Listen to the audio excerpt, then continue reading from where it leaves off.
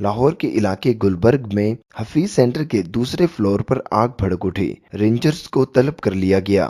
تفصیلات کے مطابق گلبرگ کے معروف الیکٹرانکس پلازے حفیظ سینٹر میں آگ لگنے سے 50 سے زائد دکانیں متاثر ہوئی ہیں۔ ریسکیو اور فائر بریگیڈ کی 13 گاڑیاں آگ بجھانے میں مصروف ہیں۔ آگ پلازے کی دوسری منزل پر لگی تھی، جو اب چوتھی منزل تک پھیل چکی ہے۔ آگ کی شدت کے باعث دوسرے اضلاع سے فائر بریگیڈ کی گاڑیاں طلب کر لی گئی ہیں۔ آگ کی شدت کے باعث رینجرز کو بھی طلب کر لیا گیا ہے۔ ریسکیو اہلکار پلازے میں پھنسے لوگوں کو نکالنے میں مصروف ہیں۔ آگ زیادہ پھیلنے کے باعث انتظامیہ نے رینجرز کو طلب کر لیا۔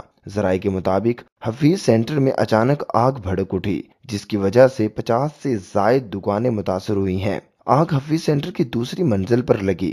ریسکیو کی 12 سے 13 گاڑیاں امدادی سرگرمیوں میں مصروف ہیں۔ ریسکیو ذرائع کا کہنا ہے کہ آگ شارٹ سرکٹ کی وجہ سے لگی۔ شارٹ سرکٹ سے لگنے والی آگ شدت اختیار کر گئی۔ ذرائع ابلاغ کے مطابق آگ نے تیسری اور چوتھی منزل کو ابھی اپنی لپیٹ میں لے لیا ہے۔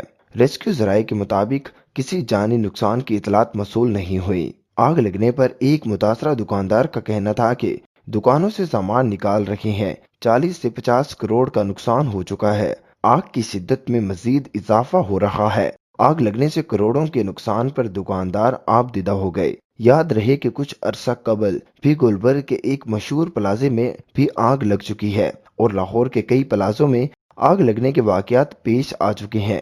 ریسکیو اور ایدھی کی ٹیمیں موقع پر موجود ہیں اور آگ بجھانے میں مصروف ہیں۔ آگ کی شدت بہت زیادہ ہے۔ یہی وجہ ہے کہ 2 گھنٹے سے زائد کا وقت گزر چکا ہے اور ابھی تک آگ پر قابو نہ پایا جا سکا۔